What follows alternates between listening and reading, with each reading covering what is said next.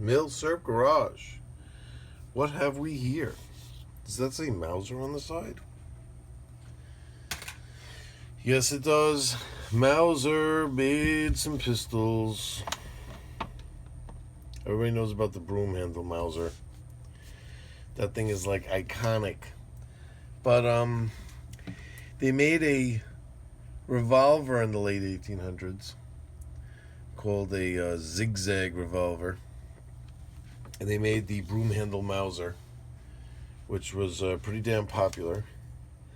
But in the early 1900s, they started experimenting with some designs for semi-automatic pocket pistols. Became something they were interested in. We call them pocket pistols now, but back then these things were just called automatic handguns, automatic pistols. That's what they were called. This size and these calibers were very, very popular. Speaking of calibers, let's just take a quick look. We did the Remington Model 51. That was in 380. Behind it and in front of it, there's a couple of rounds, they're kind of like a family. You had 32 ACP, 380, and 9mm. And let's see, I got some info on these rounds here. Let's get this book out here. Let's take a quick look. 32 auto was take a look here. This is, by the way, my Hornaday Handbook of Cartridge Reloading. This was designed by John Browning in 1899 because it came out in 1900 for the FN Browning 1900. That's what he made the 32 automatic for. And you could see the dimensions here. And we're going to compare it to 380. Which, as you can see, the dimensions are pretty much the same, but everything's a little larger. It's a little wider, not longer. It's just a little wider. The rim is a little bit bigger. It's a larger diameter bullet. But this is a semi-rimmed case, and the 380 is not semi-rimmed. But 1899 and 1912. It was introduced in Belgium in 1912 as the 9mm Browning Short. Why would they be calling it the Browning Short? Well, that's because the 9mm Luger, which was introduced in 1902 for the Luger pistol, has the same dimensions almost as the 380. Almost, not quite. And it's just basically a shorter case, but there are dimensional differences with the 9mm also. And so that's the three that you see here. This is kind of like a little family. And you're going to see there's going to be a lot of pistols, especially like when you deal with older pistols, you're going to be dealing with these three. And this 32 and the 380, they're like brother and sister. And then this is like a cousin. The bullet family. Because there were a lot of guns that were chambered in both of these. So if they were like the Model 51, let's take another quick look. The Remington Model 51 can be chambered in either. This one is 380, and you can see they're always going to be very clear about writing it. See how it says 380 right there? They're very careful about putting it someplace very that's very obvious, because they don't want you confusing it if you have two of them, you know. So the 380 and the 32, we're going to be seeing a lot of these. So I just wanted you to know these are definitely turn of the century inventions, and John Browning invented both the 32 and the 380, and they have different names. So you're going to get just a quick run through. You can get very confused here because you see that this Mauser, it says on it Mauser 7.65. And you're like, what the hell is that? I thought you said the thing was in 32. 32 ACP in the United States. In Europe is 7.65 Browning. That's what it's called. .380 in the United States is called .380 ACP. In Europe, it's called 9mm, but it's 9mm short, it's called.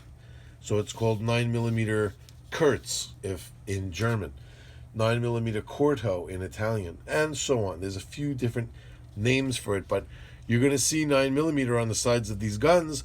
Do not get confused. Do not think that these are 9mm. If you're going to be interested to go out and buy one, you got to just really know what's going on, because just because it says 9mm on the side of it, don't just jump to conclusions that it's the 9mm Luger, because there's other 9mm designations. The 380 is other designations that are for the 380 that appear to be what we consider. When you see 9mm, because 9mm is 9mm Parabellum, which is Latin for war. There's also 9mm Luger, which was the gun that it was invented for. There's a couple of different things that we call it, but they all, if you see 9mm, you know, you don't need anything after that. You know automatically what it is, but not necessarily when you're dealing with these foreign pocket pistols. So watch yourself. Now, let's get back into this guy again.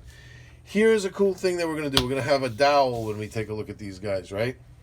So before we even get into the ins and outs of this guy, we're going to say, like, what type of action is it? A really cool way to figure that out is just, let's pull the trigger, all right? We're going to act like the trigger was just pulled, a round was just set off. If this dowel was the pressure of that round going off, what would happen? In this case, bang. The slide is moving, but not the barrel. You can see that. Here's the barrel. It's separated, as you can see, and from the slide. And it's not like the barrel is tilting, tipping, turning, nothing. It's not doing anything. It's just fixed.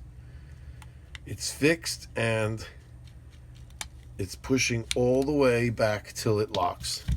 And if there was a round, another round, if there was a round in there, it would just come forward and pick it right up. This is what's called a blowback design.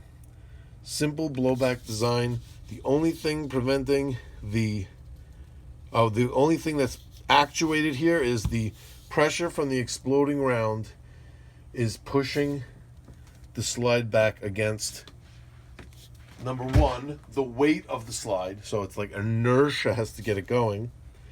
And then also the spring that's preventing it from going backwards. So it's just the weight of it and the pressure of the spring. Now, here's the thing. You're going to see that design used for these lower pressure, like 32 and 380. Especially 32.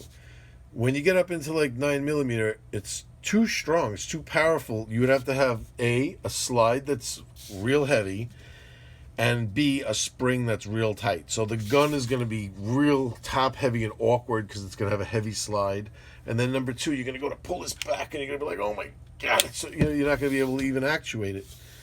So that's why you would have to come up with something different. When we get to those, we'll look at what different stuff we had available. But for the meantime, I know we looked at the 51. We're going to be doing a lot of going back and forths with these. But with this guy, so again, let's say we pull the trigger as if we set off a round. And we push. See the difference here. It's locking. It's locking. And what would happen is that the inertia of just that little bit of movement makes the slide continue back far enough to unlock the gun completely. It's called a hesitation lock. Doesn't fully lock the barrel. It does travel. It does travel. The bolt does travel back, but only after the slide goes back far enough to release it. And remember, the bolt was in there and it was separated from the slide. So unlike this one where the bolt face travels with the slide, it's like one piece. This one, if you remember, the bolt face inside was like a breech block that slid back and forth with a spring in there. Very unique that 51 was. It was a weird one to start with because to start, showing these with because of how unique that action is. But for the most part, we're going to see a lot of simple actions like this with these 32 calibers. Now, here's something interesting. Check this out. If I were to say to you, when does gas start escaping from here? When the round is set off. So the round is set off. Boom. I'm sorry, not from here, but from here, this area. The round is set off, right? The slide is starting to move. Well, you could see the dowel in there, right? So a lot of people go like, well, right there, as soon as it's open there, pressure can escape from there. You got to remember that, let's see if I can get a brass in there. I'd have to take the magazine out. You got to remember that when this is going on, you're pulling the trigger. You're firing the gun. There is a brass in there. There's brass in there. Can I pick that up? I think I got it stuck. It's fire formed, so it's. I guess what I'm trying to get at is.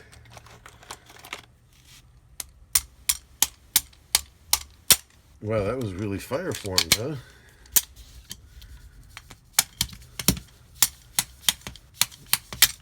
Video's going south. So, what I'm trying to say is that as the slide is coming back, you're exposing the case. You see how you're exposing the brass. So there really isn't gas escaping because it's still sealed, but only a portion of it would be sealed. Half or 3/4, let's say, is exposed and not surrounded by the barrel, not surrounded by the breech for it to expand against the walls of the barrel.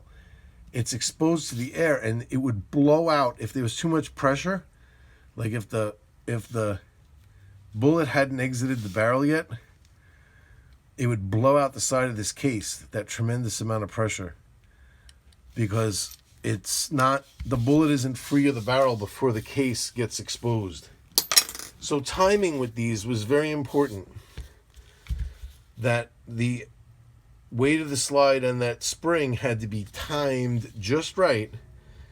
So you say, like, all you got to worry about is that the slide wouldn't slam back. So this, whether it starts coming back early or late doesn't matter, as long as it doesn't come back hard enough to slam against the back, and there was something to stop that from happening, it would function. But that's not true, because the rate that this recoils, the rate that the slide moves back, has to be timed perfectly to the bullet exiting the barrel. When it fires and the bullet's heading down the barrel, this slide cannot start exposing too much of the brass. There's tremendous pressure in here at that point. That's what's sending the bullet down the barrel so fast that it would travel that far and be that lethal at such great distances, is the tremendous amount of pressure. You got to think, it's only using this much space to accelerate that bullet. That's a lot of pressure. So you can't start exposing that brass until that bullet is clear. Then you ever see that huge shock wave that comes out? That huge blast that comes from the muzzle? It's why the crown is so important, that it be shaped just so. And once that pressure is gone, then it could start opening. So the timing is important. The designers of these guns, that's what they were doing. That's what all the trial and error and what they were doing was all about. So let's look at some of the history with this guy. Let's bust open my Pistolen, my collectible aid publications, my Mauser pistols by Weaver, Speed, and Schmid. And Schmid, he's like some kind of real bigwig with curator of the museum for Mauser stuff. So, here's the zigzag pistol that I spoke about, the zigzag revolver. And then, we were into the C96. and they had big success with it.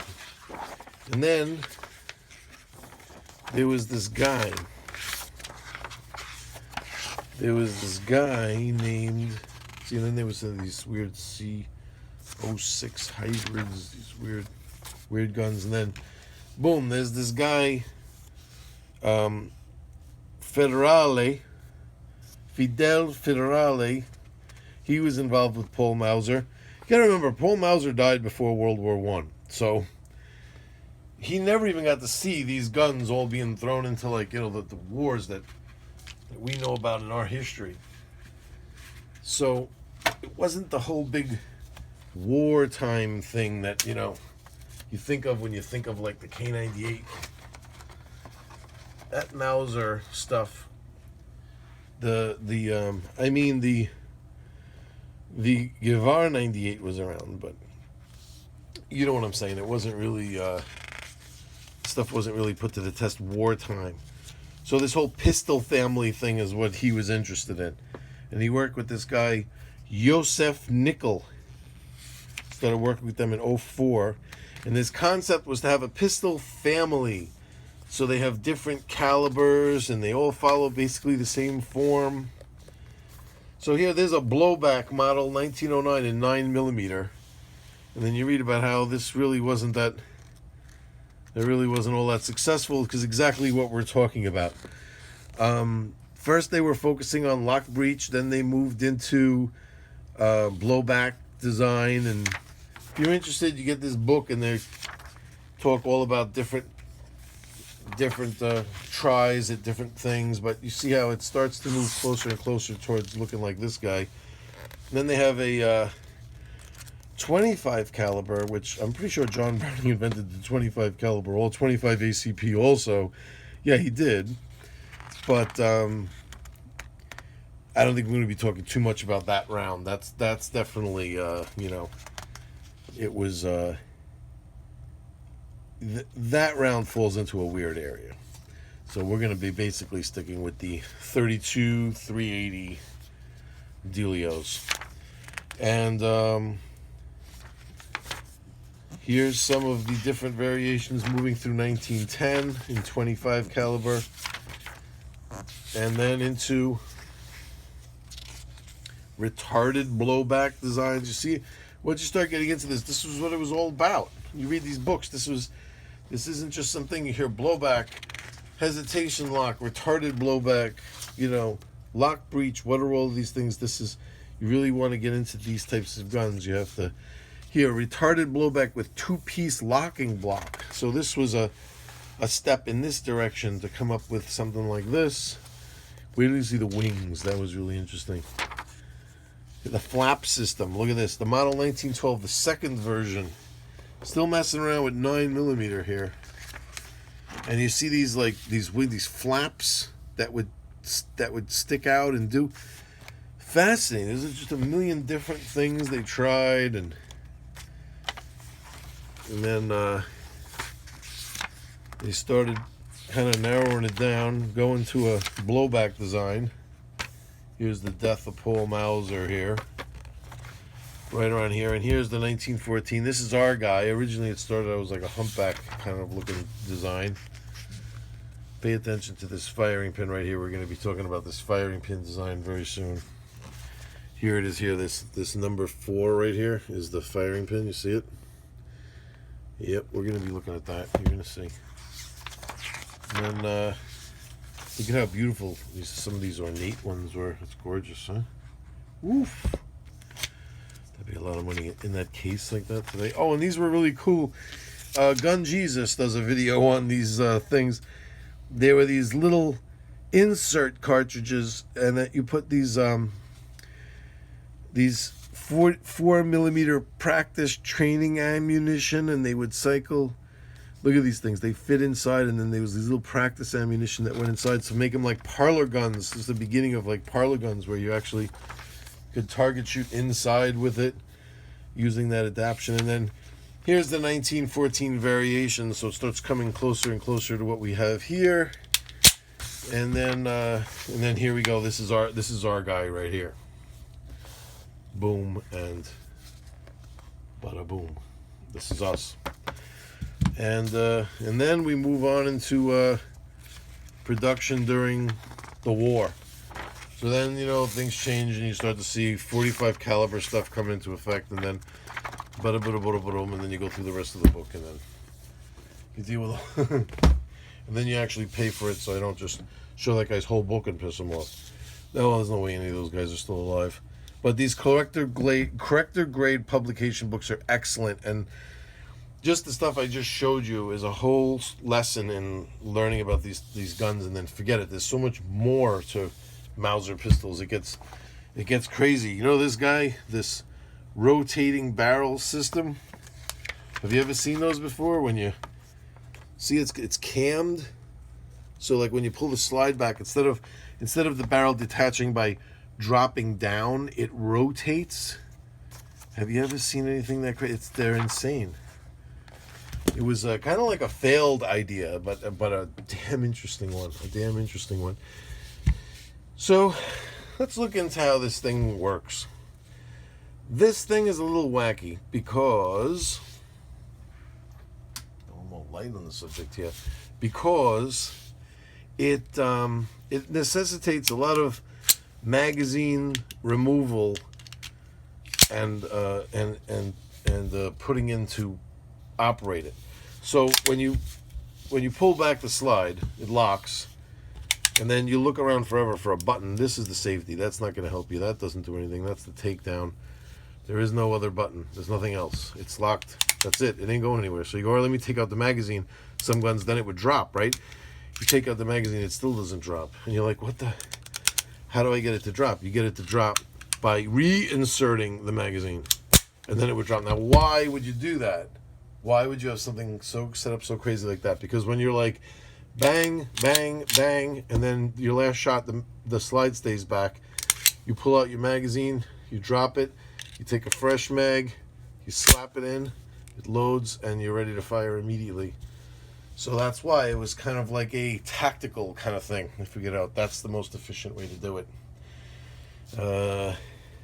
Sounds right to me, but then when you're just messing with it and you're doing stuff, it's hard to like load this thing and then unload it. You know what I mean? Like to unload it, you're like, okay, and then the round comes out and you still have a magazine full, and you take it out and you're like, okay, now I want to drop the slide, but I have a full magazine. So you're like, oh, I got to put the magazine back, and then it's easy to go, okay, there you go, now I dropped the slide. But you just put another round in the chamber, and then you're like, oh, there's a round in the chamber now, so let me get that out. And then you're like, well, shit, it's locked open again. And so it gets a little weird to just try to clear it because of the way it functions, but you get used to it. And what's interesting is that if you can cycle it. Let's see if this works, because if it doesn't work, I'm going to look like a jackass. But it's kind of made where you can imagine that clearing a malfunction could be kind of odd when you can't just manipulate the slide any which way you want. And if it's locked and open all the time and you got to manipulate the magazine, it could just get downright frustrating and confusing if you have to do all that magazine manipulation when you're just trying to like clear a malfunction. So what it allows is, and I don't know how it does this, I guess it's just by in the design, if you're just holding it and you want to clear a malfunction, see, it didn't work that time, but I have seen that if you just want to clear a malfunction, it will allow you to. All right, it's not working now. So you can't clear a malfunction. You're done. I've seen it where if under certain conditions it will allow you to pull it. If you're quick, you could pull it back to clear a brass out, and the slide will fall forward. But it wasn't working right there, so not reliable enough to count on that, evidently. So takedown. Let's take this thing down. Let me show you how it comes apart. This thing's crazy. So let me see if I remember how to do this. Okay, let me think for a second. Okay, with the magazine out and the slide back, we press this little button right here. See that little button? There it is. There's a little button there. You press it, and you turn this. This is kind of like a pin that comes out now. That unlocks this pin, unlocks the barrel, and the barrel just lifts out. So this is proof positive that this barrel is not moving at all. There's a lug right here, a pin, and it just slides into a hole in the frame, and that's it. It isn't going anywhere. Everything's happening around this stationary barrel. That's a definite. You're going to see that there's other designs that are different. This right away we know it's not moving. Then what do? We put the magazine in to drop the slide forward. But then of course we can't take the slide fully off, so we have to take the magazine out again. You see what I mean? This thing is driving me crazy. And then you can, you know what? I forgot an important step. At this point, you want to pull the trigger. See the See the cocking indicator back here? That's basically the shaft from the firing pin. When you pull the trigger, that will disappear. Is it in battery? Oh, you have to have, I guess you have to have the magazine in.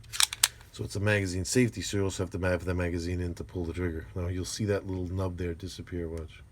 See that? So that's a cocking indicator. Then, the reason why I did that is because if you don't pull the trigger, the firing pin, why am I zoomed in like that? The firing pin hangs up on the edge of the sear, and it's with a spring, and it could just be like, patwing, you'll forget it. You'll never see it again. So, now I have to apologize because there's a side cover right here. I'm going to show you. You see it? You could basically, you could see there's one seam right there. There's the other seam right there. I don't think it's made to come off all the time, like to just do maintenance. I think it's really like if something in there is broken and I don't want to mess with it. I took it off once and it's like, it's really hard to get it back in where it's so flush like that, where it feels that smooth when you run your finger across it, because it's very precision. And when you take this off, there's stuff that could just fall out. So I don't want to, I'm deathly afraid of it collapsing on me. There's a couple of people that were braver than I online, and you could see they opened that up. There's one guy that just knows this gun so well inside and out. He could tell he doesn't even care if it all falls apart. But it's receiver, and again, you could see how you could put the barrel in there now and see that that's just, if it wasn't for the takedown having to have the barrel come off, you could just weld that in there.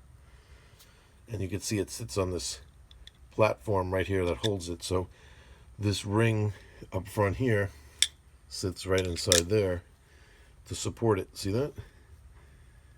And that's how it sits. And the slide has this spring here that sits underneath the barrel here for the action of the slide. Right, so there's the action spring and the guide rod, right? And inside this channel in the slide is the firing pin. And now here's where I want to show you something cool. Let me zoom in here. We're going to talk about this a little bit. Now check this out. Originally, this is what this looked like. This was in here. And that's what the part looked like.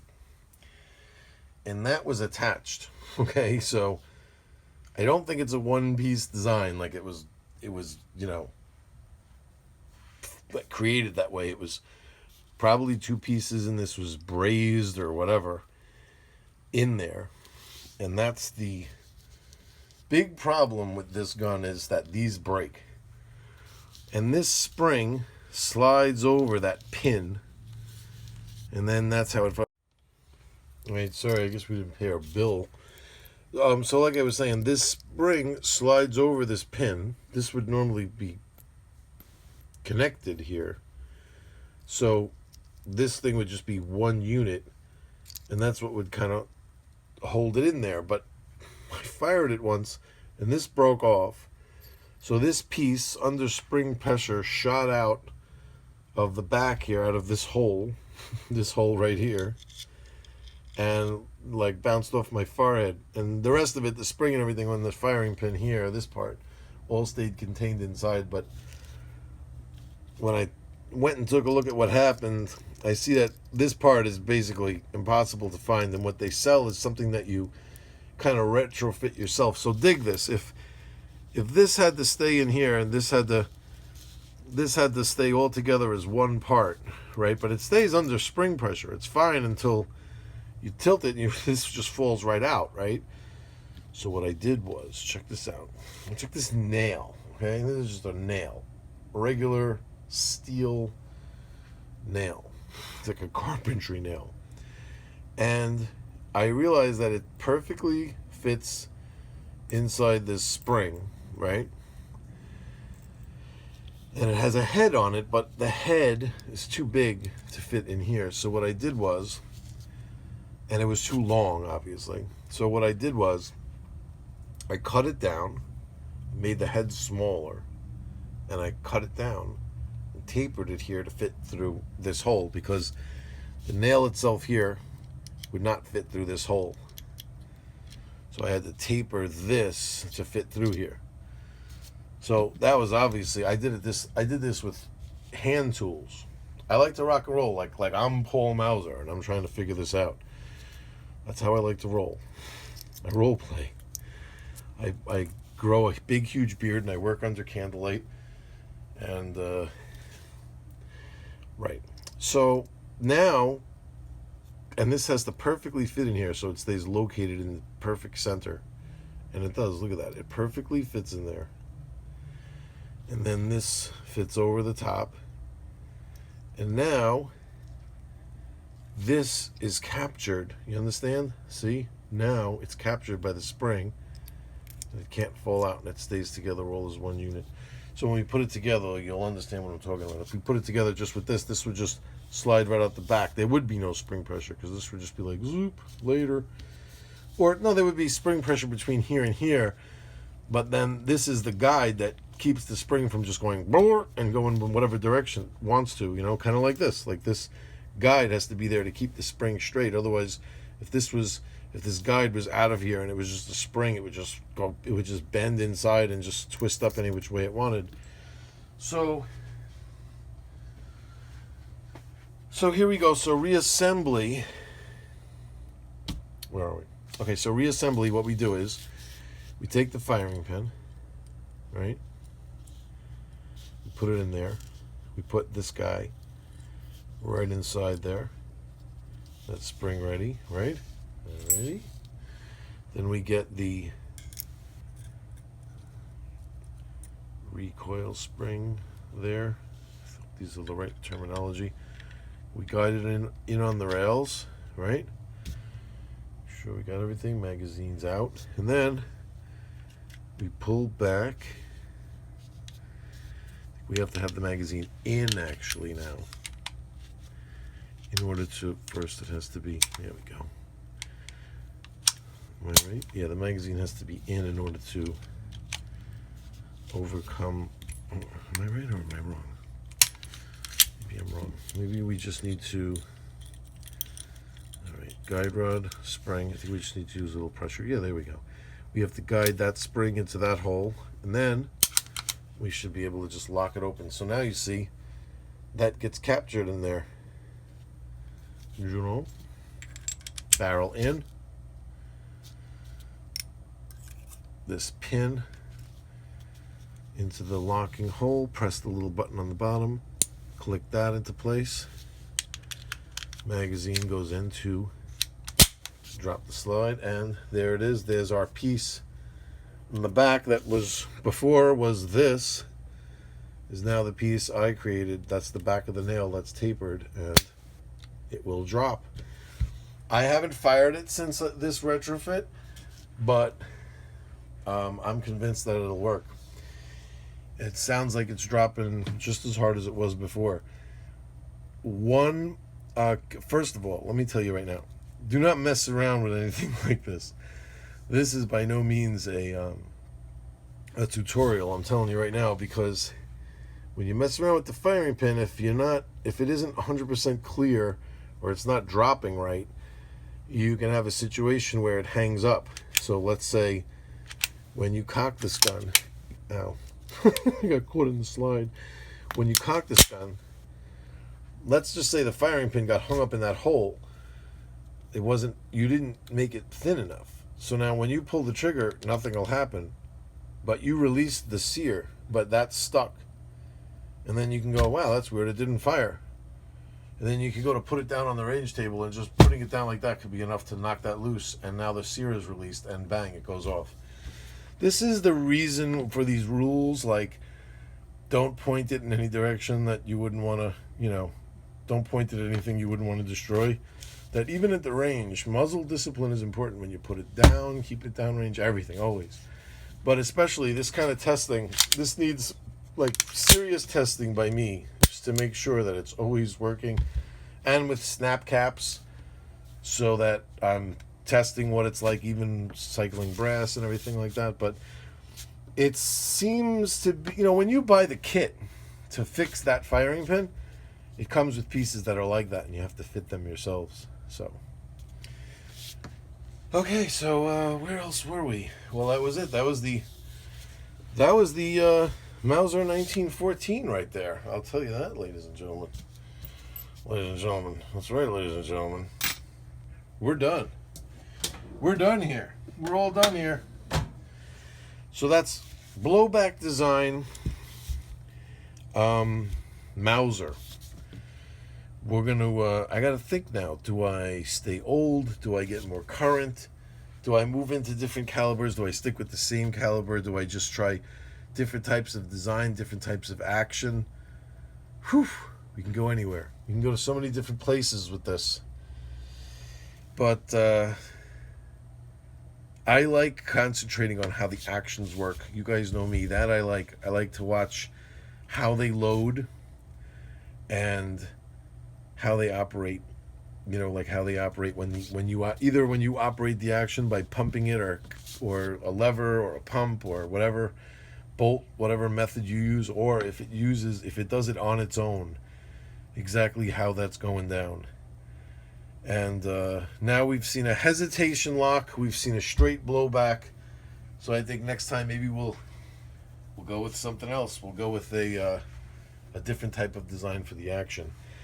So I hope you enjoyed the video on the Mauser 1914. Cute little gun, but not really very practical. It's quirky. It's quirky stuff with the magazine.